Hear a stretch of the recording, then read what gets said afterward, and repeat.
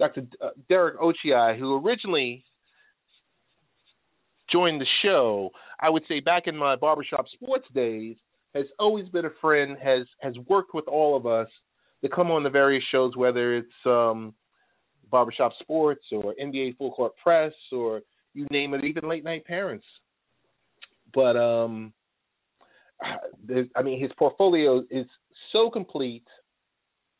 He's a board certified by the American Board of let's put it this way, whether it's upper or lower extremities, including the hip, knee, or shoulder, he is our person. He uses both non-surgical and surgical techniques to help his patients return to their active lifestyles. So with that botched opening, and my son walking behind me, my 8-year-old son walking behind me, want to welcome Dr. Derek Ochiai. How are you doing, sir? I'm doing great. Thanks for having me on, Ted. Hey, thanks for joining. Thanks for taking out the time. You could be doing anything right now, but for the next couple of minutes, you're joining us, and we're going to chat about, a plethora of topics. But thanks again for joining us. I'm going to jump right in it and say there's a lot of noise happening within the last 48 hours. No, we're not talking about Bill Cosby. We're not talking about Chip Kelly. We're talking about Peyton Manning and that Al Jazeera's report. Dr. Derek, what's your take on it? Is it a case where there's smoke, there's fire, or, there's been stories recanted, and HGH itself, the use in sports is at an all-time high. And I'm thinking about it from a perspective, the great Peyton Manning, not including him in it, but just having his name attached to it. We're talking legacy, but we're talking about all the youth athletes that look up to these great athletes as a role model. What's your take on this? Well, first of all, I really hope that it's false. That trying to use HGH in a way that is not medically necessary or medically approved is not something that any athlete should do. That being said, there is research that is going on HGH, in certain settings, like, actually Mark Cuban is funding a study at the university looking at HGH for ACL recovery for after ACL surgery and seeing if HGH could actually help an athlete recover quicker and regain their strength. So, how are you doing? I'm doing fine. Oh my goodness! I tell you, you have the patience of a saint. Well, I'm glad we're able to talk. Yeah, definitely. So we were talking a little bit about Peyton Manning and HGH. Right. First of all, I really hope that it's not true. I hope that he didn't use illegally using HGH in a way that's not legal and not approved by the National Football League and the World Anti-Doping Association. However, I do think that having a blanket statement that's saying HGH is just bad, I think that's a little short-sighted. There's studies that are ongoing right now on medical scientific studies on looking at HGH and in things like recovery from ACL surgery. And, is this a way that we can get athletes to recover faster and get them, back to doing the sports they love? So, it's not right for him to use it because it's not, it's not an approved method. But, maybe in the future we are actually using things like HGH and helping athletes, not gain a competitive advantage, but, trying to recover, from, surgery and get back to a level where, they are able to be, productive at their sport. That is so true. You're coming from medical's perspective. I'm coming from the fan perspective. where Peyton Manning is just like, the greatest of all time. It's kind of like when you hear, like, with everything that happened with Major League Baseball, and if you ever heard Derek Jeter's name tied to something like, an illegal substance, where your whole world is crashed because you grew up, or, many people have grown up having that person as that specific hero. Right. Yeah, and it's unfair to use these kind of like either human growth hormone or anabolic steroids. I mean that is gaining an unfair competitive advantage because people who play by the rules can't use those types of medications or hormones. But maybe in the future we are finding ways that are medically sound to help athletes get back to the field and recover from surgery or injury quickly, and we figure out how to do this in a way that's not going to give the athlete an unfair competitive advantage, but at the same time maximize the results of any kind of treatment, including surgery that they may have. So true. So true. I mean, we're going to just hope for the best, and, we're the story, there's so many different moving parts, Dr. Derek, on this story, where certain things are being recanted, certain journalists are sticking behind their stories. It's a global story when you mention something like a specific name like Peyton Manning. He's in everyone's household. Hey, Absolutely. Yeah. Oh, no, go ahead. No, I just hope it's not true. Totally. Hey, I do have a medical question for you. My brother-in-law, who's 50 years old, was recently in a motorcycle accident. He broke his pelvis in two places. He's been out, I would say, 2 months, and he just started rehab today. Generally, what's the recovery time, or is that based on the person or the healing? There's a lot of different pelvic fractures. I'm assuming he didn't require any kind of surgery. He did. He did require surgery. Oh, he did. Yeah. So he had an unstable pelvic fracture. So, healing from that,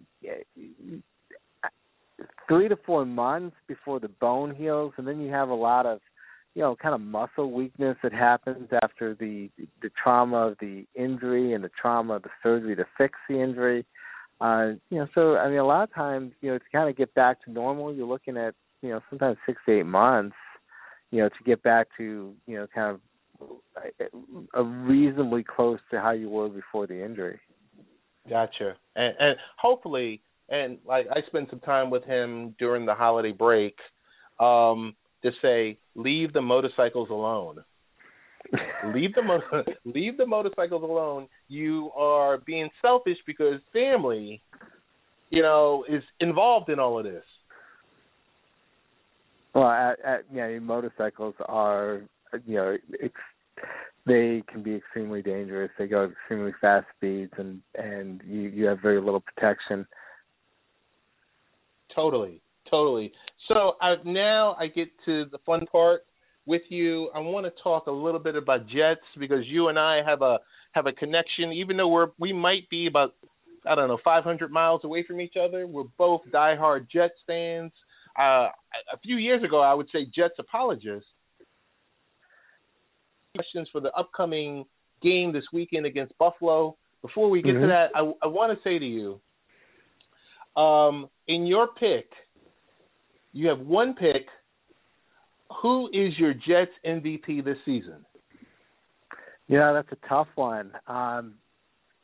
If you're saying MVP, meaning most valuable player, I would have to say it's Ryan Fitzpatrick.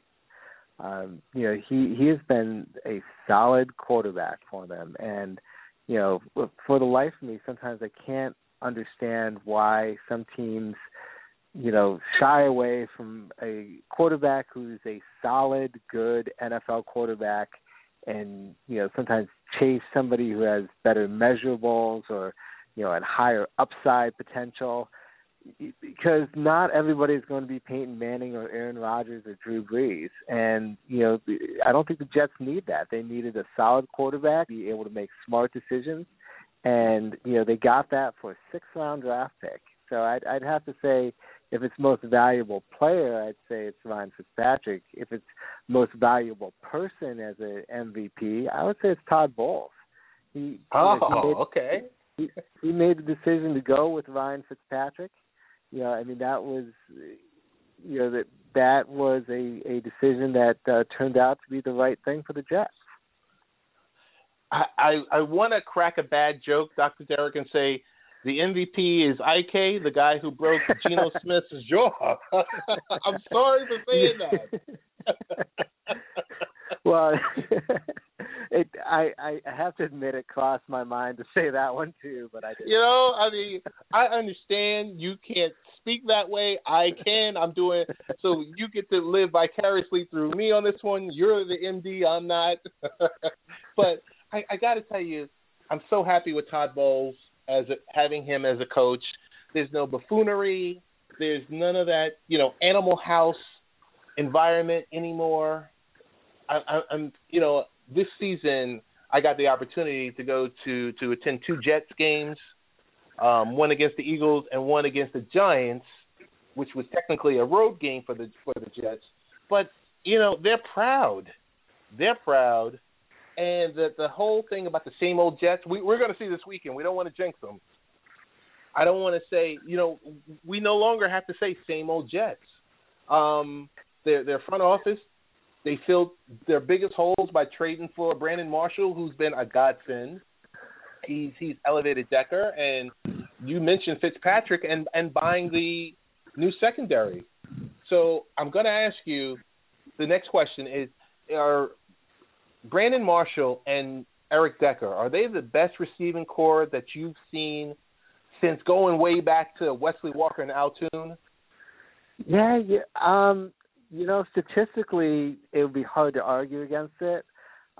They're setting records with, as a receiving tandem. They're playing amazingly well. I kind of have a soft spot in my heart for the Wayne Corbett and Keyshawn Johnson duo. Yes. I totally agree with you on that one. Totally agree with you. Keyshawn and Corbett, and we all love Corbett up here because I'm located right near Hofstra University, where Corbett attended his undergrad, and he's all over the place. If you can give me a game prediction, what is your overall prediction? What do you think? Do the Jets pull it through? Do they punch Rex in the mouth, or do we squeak by with a win? I think it's going to be. I think it's going to be a close game. I think Rex Ryan is a good coach, and I think he's going to have his team up for it, and I think they're going to want to play for him. He's a player's coach, so they're going to want to win for him. I mean, he may be a little bit on the hot seat in Buffalo already. So, I'm going to say it's going to be 21-17 Jets. Okay.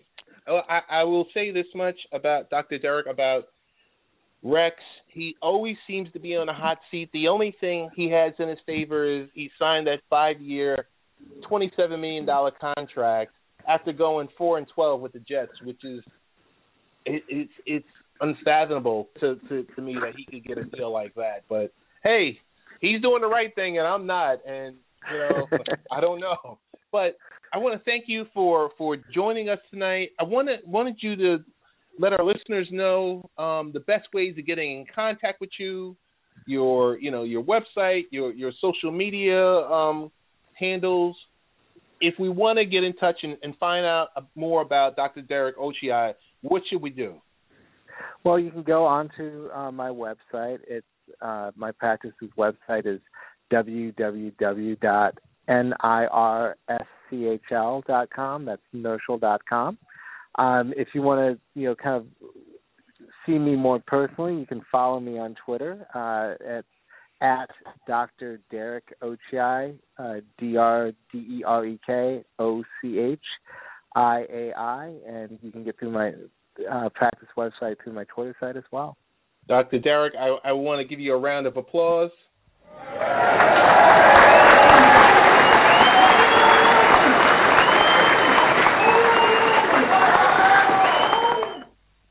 I want to say thank you so much. Sorry about the technical difficulties. And, hey, before you get on out of here, any New Year's resolutions? You know, my resolution is that I am going to improve orthopedic surgery healthcare for all my patients and all the patients in the United States. Dr. Derek, thank you so much. Looking forward to having you back on the air with us at Late Night Parents or Baseball, Beer, and Barbecue or any of the shows because you're a great guest. Thanks again, and looking forward to a prosperous 2016 for you. And you too, Happy New Year's, and thanks for letting me talk about something other than medicine. It's always fun to be able to actually talk sports because normally I'm just talking about orthopedic surgery. Hey, anytime.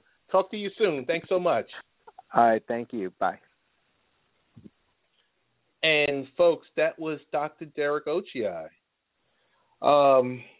Cornell graduate, Case Western Reserve University School of Medicine. He's trained in sports medicine and arthroscopic surgery. It's so great to have guests on like this because, yes, he's used to talking medicine, but as I mentioned before, we're both Jets fans, and we talked a little HGH, we talked a little Jets, and, you know, he even answered a medical question.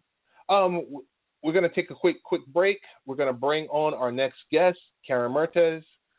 She has a very special story to share with us, and we'll be right back in about 30 seconds, okay? Audible is offering our listeners a free audiobook of your choice and a free 30-day trial membership. Just go to audibletrial.com/late